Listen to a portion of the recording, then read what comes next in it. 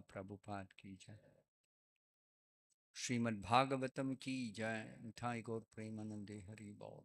ओम नमो भगवते वासुदेवाय। ओम नमो भगवते वासुदेवाय। ओम नमो भगवते वासुदेवाय।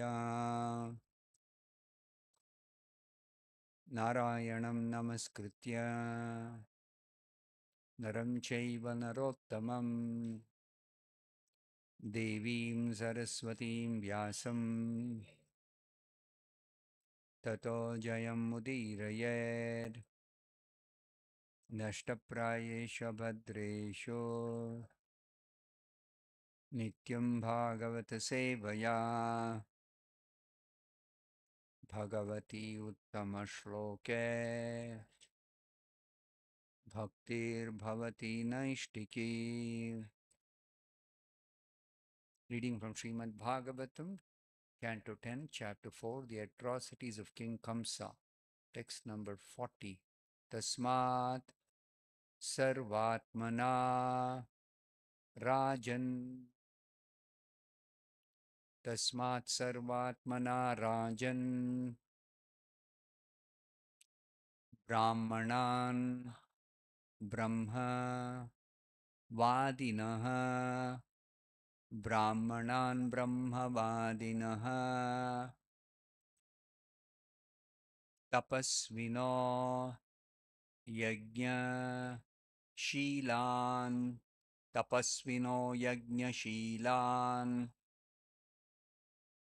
Gascha Hanmo Havir Dughaha Gascha Hanmo Havir Dughaha Tasmat Sarvatmana Rajan Brahmanan Brahmavadinaha Tapasvino Yajnashilan Gaschahanmo Havirdughaha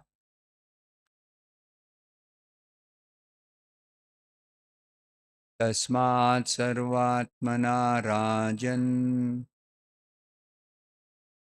Brahmanan Brahmavadinaha Tapasvino Yajnashilan Gashahanmo Havirdughaha Tasmat Sarvatmana Rajan Brahmanan Brahmavadinaha Tapasvino Yajnashilan Gaschahanmo Havirdughaha. Tasmat, therefore, Sarva Atmana, in every respect,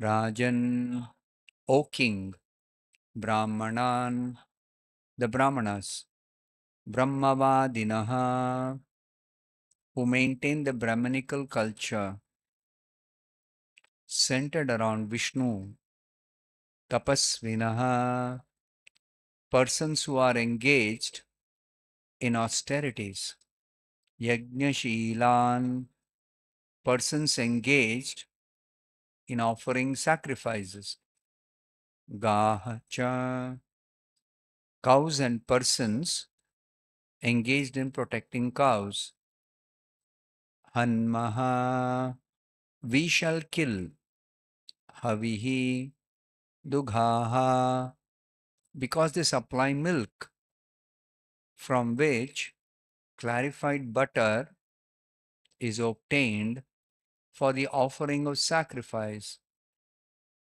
Translation by His Divine Grace A.C. Bhaktivedanta Swami Prabhupada.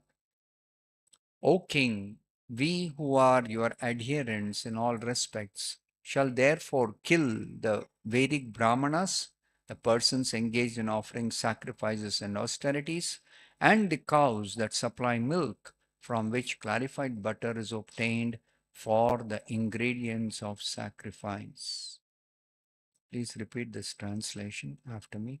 O King, we who are your adherents in all respects shall therefore kill the Vedic Brahmanas, the persons engaged in offering sacrifices and austerities, and the cows that supply milk, from which clarified butter is obtained for the ingredients of sacrifice. I shall read by myself, text 41. Vipragavascha vedascha tapas satyam damashamah shraddhadaya titiksha cha kratavascha hares tanuh. Translation and purport by His Divine Grace A.C. Bhaktivedanta Swami Prabhupada. The Brahmanas, the cows, Vedic knowledge, austerity, truthfulness, control of the mind and senses, faith, mercy, tolerance, and sacrifice are the different parts of the body of Lord Vishnu, and they are the paraphernalia for a godly civilization. Purport by Srila Prabhupada. When we offer our obeisances to the personality of Godhead, we say, Namo Brahmanya Devaya, Go Brahmana Hitaya Cha, Jagadhitaya Krishnaya, Govindaya Namo Namaha. When Krishna comes to establish real perfection in the social order, he personally gives protection to the cows and the Brahmanas. Go Brahmana Hitaya Cha. This is his first interest, because without protection of the Brahmanas and the cows, there can be no human civilization and no question of happy, peaceful life. Asuras, therefore, are always interested in killing the Brahmanas and cows. Especially in this age, Kali Yuga, cows are being killed all over the world. And as soon as there is a movement to establish Brahmanical civilization, people in general rebel. Thus, they regard the Krishna consciousness movement as a form of brainwashing. How can such envious persons be happy in their godless civilization? The Supreme Personality of Godhead punishes them by keeping them in darkness, birth after birth, and pushing them lower and lower into wretched conditions of hellish life. The Krishna consciousness movement has started a Brahmanical civilization, but especially when it is introduced in the Western countries, the Asuras try to impede it in many ways. Nonetheless, we must push forward this movement tolerantly for the benefit of human society. Thus ends the Bhaktivedanta purport. Om Jnanatimirandhasya Jnananjanashalakaya Chakshurunmilitam Yena Tasmai Shri Gurave Namaha Nama Om Vishnu Padaya Krishna Preshtaya Bhutale Srimate Bhaktivedanta Swaminiti Namine Namaste Saraswate Deve Gauravani Pracharine Nirvishesha Shunyavadi Paschatya Deshatarine Jaya Shri Krishna Chaitanya Prabhu Nityananda Shri Advaita Gadadhara Shri Vasadi Gaura Bhakta Vrinda Hare Krishna Krishna Krishna Hare Hare Hare Rama Rama Rama Hare Hare. These words are spoken by the ministers of Kamsa. Kamsa is being addressed as O King, Rajan.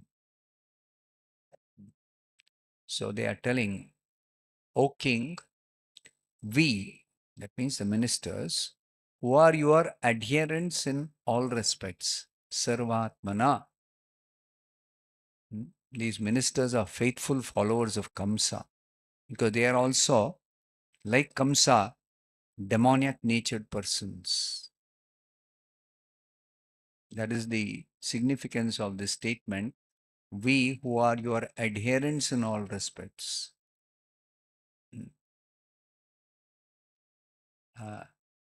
because they themselves are also demoniac nature.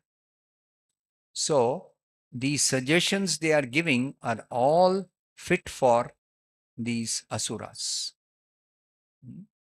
Asuras, as has been several times discussed in these classes, they are always envious of Vishnu. Why? Because Vishnu, as one of the devatas in charge of universal administration, is apparently, according to the asuras, he always favors the devatas. Actually, Vishnu is neutral. He does not favor anybody. He does not hate anybody. He is not against anybody. Krishna says in the Bhagavad Gita, Samoham sarvabhuteshu name dveshu asti na priyaha. So, God, Krishna, Vishnu, can be called as God only if he is fair, equal to everybody. That's the difference between God and others, that he is equal to everybody. Why? Because even if somebody is demoniac natured or divine natured, all of them are his own children. Sarva yonishu kaunteya murtayas sambhavanti yaha tasam brahma mahadyonir aham bija pradapita.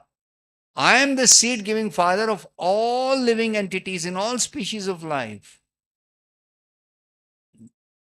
Even if we consider the asuras as another species, another category of humans, the devatas as yet another category of humans, still Krishna is the only father of everybody.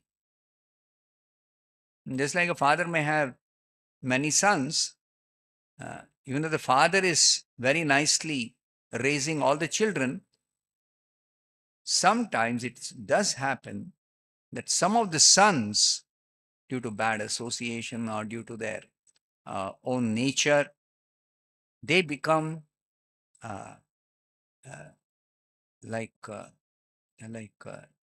demoniac natured. They become bad sons. They grow up to be bad citizens. Sometimes it happens that the journalists, they interview some terrorist parents. So they try to ask the parents, was he so bad when he was small boy? They'll say, no, no, no, no. He was very nice boy. And he was very, very, obedient. He was soft natured. How did he become a terrorist then? Then the parents admit that when he grew up in college, he had very bad association. Very bad association. Somehow he happened to associate with this rowdy type of, boys. And then in their association, he became completely spoiled. The example is given in the scriptures only. Just like there is a basket of mangoes, and they're kept in the basket for ripening. Somehow, if one of the mangoes is not good, even when plucked from the tree, it starts rotting. That rotten mango will, while the other mangoes are not actually rotten inside, they will also start rotting. Simply because they're kept in the same basket as one rotten mango. Similarly, even if one asura is there and in his association some divine natured people sometimes who are very weak-minded, very soft-hearted, very easily influenced, they also can become, influenced in a wrong way. And they'll get convinced that devatas are bad people, asuras are good people. No, in border of Karnataka and Tamil Nadu, there was a problem some 20, 25 years back. When we started the center in Gokulam, we faced this problem that there was one, I don't know whether he's still alive, one so-called smuggler of sandalwood and ivory in the forest, Muddumalai forest. What was his name? Veerappan. Veerappan. Now, even though Veerappan was doing so many antisocial activities and the police were always after him, but still, Veerappan, in the eyes of the local villagers and local people who live in the forest, some tribal people, he was their, ideal role model. He was always very kind to them. He would, his philosophy was, these rich people, you see, they enjoy life because they got a lot of money, they got big business, they know how to make so much of money, and then they exploit the poor people, they exploit the weaker sections of society, or they neglect. I'm not like that. I have sympathy for all these poor people, these innocent people, these villagers, weak-minded people. They can't speak up. So I stand for them. I protect them. I work for their interest. So he will loot the rich people and use that money for giving all the amenities and uh, some facilities for the poor people. This, in English, it is generally called as Robin Hood policy. I don't know how this Robin Hood name has come. We studied in school in history. uh, Looks like there was somebody by name Robin Hood in somewhere in Europe in the early 10th century, 11th century, something like that. And his policy was this: he felt for the poor people, and he was against these rich people who were enjoying at the cost of exploiting the poor people. So he would always, his policy was to loot from the rich people and use that money to give to the facilities and comforts and nice uh, nice food, etc., for the poor people. So this Veerappan was a similar person. He had this Robin Hood policy. So this Veerappan, even though he is doing all kinds of criminal activities, in the eyes of the people, he is the most noble person. Whatever he does, he is justified. After all, whom is he taking from? He is taking from the rich people who have plenty of money. They don't have the compassion to share their wealth with some poor people who don't have money even for eating food. So he's doing that. He's not himself becoming rich and exploiting poor people. Similarly, these asuras, somehow, they are convinced that Vishnu is super rich. Correct? He's the supreme Lord. He's full of all opulences. But look at his devotees. They're all Brahmanas. Generally, they can keep themselves in a poverty-stricken condition. They claim to be devotees of Vishnu. But what is their condition? Vishnu nicely exploits them and keeps them poor. And when their life is in danger, where is Vishnu? He will not come to rescue them. Sometimes they say he comes as an incarnation, But that also he'll be hiding somewhere. He'll not come and straight face us, like I am the protector of the Brahmanas. He'll not come and say, you do anything, I am not going to allow you. He never comes in front of us. Simply he'll be hiding somewhere. Sometimes he comes, sometimes he apparently, protects them. But actually they have no guarantee of protection, these Brahmanas. Themselves they are very weak. They keep doing some so-called sacrifice, worship, and they don't take up any weapons. They're not trained in how to fight. So these Brahmins are useless fellows. And at least we give them protection. If they come to our side, they will not come to our side. They'll always be on the side of the Vishnu. And foolish fellows. So these asuras are always against Vishnu and followers of Vishnu. Same Robin Hood policy. Okay. So this Kamsa's ministers, because Kamsa's life is in danger from the Devatas, from Vishnu and the Devatas. So the policy is to protect Kamsa before the child grows up. Some child is born who's destined to be, who's prophesied to be the killer of Kamsa. So before the child grows up, finish off the child and finish off all the child's supporters and finish off all the child's, party. Entire party we can wipe out. No danger for Kamsa.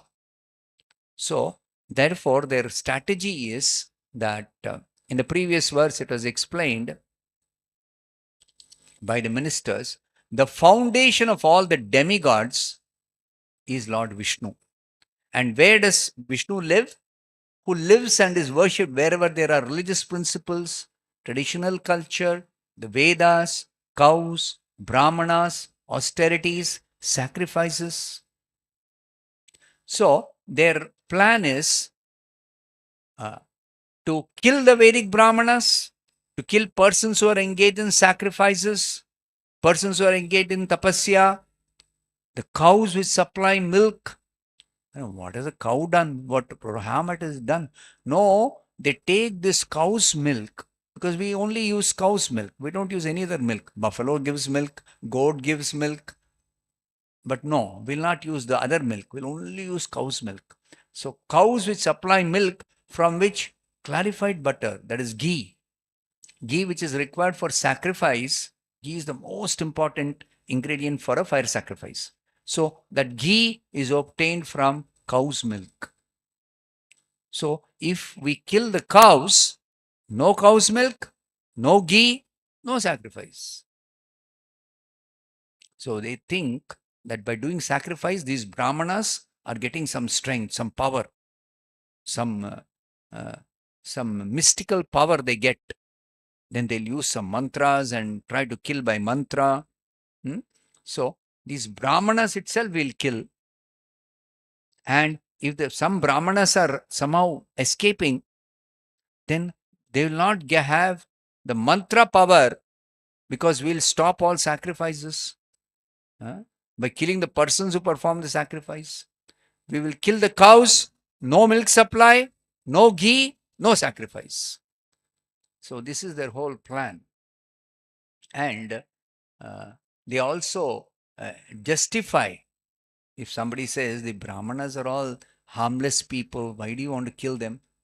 The Brahmanas, cows, Vedic knowledge, austerity, truthfulness, all these are paraphernalia for a godly civilization, and they are the different parts of the body of Vishnu. Vishnu is a mystical personality for these asuras and common people because they can't find him. They search him, they can't find him. Suddenly from somewhere he will come in some form and they'll say he's Vishnu, incarnation of Vishnu. And they also say Vishnu resides in the form of the Brahmanas, the cows, Vedic knowledge, austerity. So all these are different parts of the body of Vishnu, which is a fact. So we should destroy Vishnu. Kill Vishnu means kill not only Vishnu, the person, but also all these different parts of the body of Vishnu. So, Prabhupada says in the purport, in this age of Kali, because so many demoniac natured persons are there in Kali Yuga, their number is generally in Kali Yuga more than the number of divine natured persons. So, when there is a movement to establish Brahmanical culture or cow protection, then these demoniac natured persons immediately rebel. And see, before Prabhupada, so many so-called gurus and yoga teachers have gone, but nobody dared to establish Brahmanical culture. They never spoke against meat eating. They never spoke against cow killing. They never spoke against the demoniac civilization which is against Brahmanical culture. Prabhupada was the first person to go in recent times who spoke against all this. He was so bold. Prabhupada was so bold. He said, yours is a misdirected civilization. Exactly what the Bhagavatam says. Andha yathandai rupaniyamana. So yours is a misdirected civilization. Why? Because what is the product of a civilization? The kind of people they are producing. See what is happening in your civilization. Your country is so very rich. But the children of these rich parents, they live in a most affluent society. They're disgusted with their way of life. So they are becoming hippies. They're becoming hippies. So what kind of a civilization is your civilization? That in spite of having the best facilities, so much of wealth, so much technological advancement, scientific research, in spite of all that, you're producing hippies. See? So Prabhupada scientifically pointed out, yours is a misdirected civilization. So therefore, why misdirected civilization? Because there is no brain. There's no brain. Brain means in the society, in a human society, the Brahmanas are the brains of the social order. Brahmanas are the brains. So where are Brahmanas? There are intellectuals, but they are misled, misdirected. They use all their intelligence for improving eating, sleeping, mating, and defending, for material advancement. They have no understanding of spirit. They have no understanding of God. They have no understanding of God consciousness. So such a civilization is a misdirected civilization because it lacks brains. Prabhupada so boldly pointed this out. And therefore, some people were so afraid of Prabhupada's influence, they started opposing Krishna consciousness movement. So the devotees were distributing books. They would arrest devotees who were distributing books. They would arrest the devotees. And then when they are arrested, why? Because you're violating the rules of soliciting. You're not supposed to approach people and disturb them. These demons will feel bothered when some devotee tries to go and show him a book. Demons will say, don't bother me. Don't come near me. And if devotees somehow try to, in spite of them becoming angry, they try to very, very gently try to tell them, this is for your own good, I'm trying to give. Then they will call complaint to the police. And what first thing police will do? You're disturbing our gentlemen, our citizens. So you should be arrested. So immediately arrest them. Then after arrest, then they have to be tried. What is the crime they have committed? There's no crime at all. So many people in the city, in the streets, in those big cities at least, they're selling so many things. They're not arrested. So only the devotees are arrested. So what's the crime? Why are you bothering people? You have a proper bookstore and you sell the books there. Why are you approaching people like this and disturbing them? So then they'll say, some police officer, he'll be a nice person. He'll say, don't do all this. Go, go, go. He will release them and send them away. So once Prabhupada was asked by one reporter that your disciples, your followers, many times they're arrested, no, because they try to, sell these books. So Prabhupada says, yeah, Prabhupada laughed. But then after being arrested, they're all released. Because they're harmless people. They are not any danger for you. They're just trying to, uh, put some good sense into people's head who are completely misled. These books, what are they describing? How you can be peaceful, how you can live a nice, uh, you know, uh, peaceful life. That is what these books are all about. You see, they were hippies, now they become first class devotees. They are now sober, they've given up drinking liquor, they've given up drugs, and now they're leading such a nice life. They're bright faced. They are doing some uh, responsible work of helping others to give up drugs. Yeah, that is very good. The reporters think that's very good. But why do they go and bother the people who are not into drugs? They should only be, according to him, they should only be working with drug addicts. So what Prabhupada said, those people who are not drug addicts, they'll become drug addicts if they don't understand why, what is the cause for this people to do all this type of sinful activities.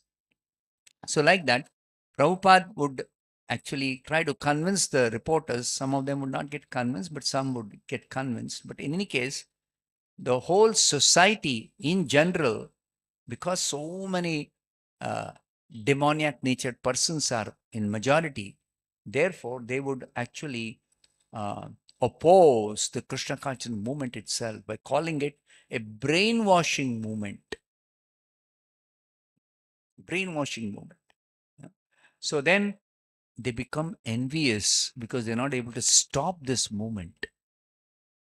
There's so many ways they try to stop, but because in the government, in the police, there are some divine natured persons also. They understand devotees are not bad, devotees are not doing anything wrong. So these support of this few divine natured persons in the police or in the society, the devotees were not be able to totally stopped. They could not completely stop the devotees. So devotees would go on, continue. So, but these envious persons, Prabhupada is telling, because they are against this God consciousness, therefore, the Supreme Lord punishes them. How? By keeping them in darkness, birth after birth. Already they are in darkness. They are in ignorance about who is God or who they are, what is the real self-interest. They are in ignorance. But they continue to uh, associate with other demoniac people and they degrade themselves. So then they are in the next life, they're taking birth in wretched conditions of hellish life. This is described in the 16th chapter of the Bhagavad Gita. Tanaham dvishata kruran. Dvishataha. They are always envious. They're always jealous. So, kruran, because they are so they're full of all bad qualities. They don't have any good qualities. That's described in 16th chapter. So, samsareshu naradhaman. They're the lowest of mankind. Shipami, I put them into lower species, degraded species of life. Ajasram Ashubhan, Asurishveva Yonishu. They take birth in such similar families of Asuras. Even though otherwise they might have taken birth in a good family, but by bad association, they become uh, uh, they become rogues and thieves and demons and demoniac natured. They imbibe that demoniac nature. So then they are cast into this demoniac species. And birth after birth, they go on degrading themselves. They go on degrading themselves. So the Krishna consciousness movement has started a Brahmanical civilization. But when it is introduced, especially in the Western countries where the number of demons are too many, people are very materialistic. So there, the Asuras, these demonic natured people, try to impede it in many ways. They try to stop. They try to obstruct. They try to protest in so many ways. Prabhupada says, nevertheless, because we want to save the innocent people, and you even want to reform the demons themselves. Even though demons are against devotees, devotees are not envious, they are not jealous of the demons. Devotees understand these demons are demons only because of their misunderstanding, only because of bad association, only because of ignorance. So devotees try to preach even to the demons. Even to the demons. Like Narad Muni, he travels. He is a first class devotee. He travels all over the universe. He even goes to demons and tries to preach to them Krishna consciousness. Narad Muni does not discriminate. Oh, here is a demon, here is a devotee, here is a saintly person. No. He freely moves around. And because he is recognized even by some demons that he is actually a genuine, truthful well-wisher of everyone. So sometimes some demons, they welcome him in their association, in their society. So just like Hiranyakashipu, whenever Narad Muni would come to his assembly, he'll welcome him. Because he knows Narad Muni, even though he is like a devotee, like a devata, he's a deva rishi. He's a rishi among the demigods, but he is very truthful. He's very honest. He never speaks lies. Whatever he says, he only speaks the truth. And that's a quality of a devotee. Devotee will never speak lies. Even though sometimes the truth may be against their interest. But still, Narad Muni will never speak lies. So he is respected even among the demons. So the point is, Prabhupada says, we must push forward this movement tolerantly for the benefit of human society. Overall benefit of this human society, we should tolerate inconveniences. If we go for preaching, these demons will oppose us. They will trouble us. They will, write against us. So many things they try to do. But still, we should tolerate and somehow preach to people in spite of inconveniences. And that is how even Chaitanya Mahaprabhu's time, so many caste brahmanas, they were against Chaitanya Mahaprabhu. Bhaktisiddhanta Saraswati Thakur's time also, so many caste brahmanas were against Bhaktisiddhanta Saraswati Thakur. So, in spite of that, both Bhaktisiddhanta Saraswati Thakur and Chaitanya Mahaprabhu, he would instruct the disciples or the followers, don't give up preaching. Don't give up preaching under all circumstances. Somehow try to preach. Tolerate some inconvenience. Tolerate some difficulties. Not some difficulties, many difficulties. Even if there is danger to life, still devotees will go and actually try to save innocent people. It happened in Russia during Prabhupada's time and later also. It's going on even now. that devotees who preach in Russia, they have so many problems, so many problems, so many problems. But devotees will not give up preaching. They will not give up preaching. They will try to preach, preach, preach. And there are instances where during the communist regime, devotees were arrested, tortured. uh, some of them even died in the jail just because they were distributing books secretly.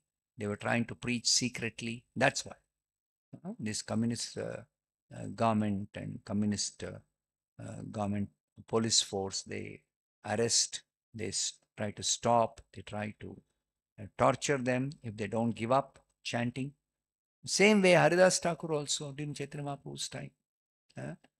The Muslim magistrate, he told Haridas Thakur, you are a Muslim. Why are you chanting Hindu God's name? This was the charge. He is harmless. He is so soft spoken. He is so gentle. Oh, still they are against him. Why? Why are you chanting Hindu God's name? So they told him, you just stop chanting. We will not do anything to you. But if you keep chanting, we are not going to spare you. But he kept on chanting. And then he was beaten in 22 marketplaces. Torture. Kill him. They are unable to kill him. Like Prahlad was tortured by Hiranyakashipu. No? But Prahlad could not be killed. Same way Haridas Thakur is protected by Krishna and Narasimha. So, this is the position of the devotees, especially devotees who are dedicated and devoted to preach, to further the mission of Vishnu or Krishna in this material world. Why does Krishna come? Why does Krishna incarnate? Or why do Krishna's pure devotees come from the spiritual world to this material world? Simply to deliver the fallen souls. At all costs, they will do it. Even if there is risk for their life, they'll do it. So, like this, Prabhupada says here, concludes by telling, we must push forward this movement tolerantly for the benefit of human society. I'll stop here. Grantaraj Srimad Bhagavatam ki Jai, Srila Prabhupada ki Jai.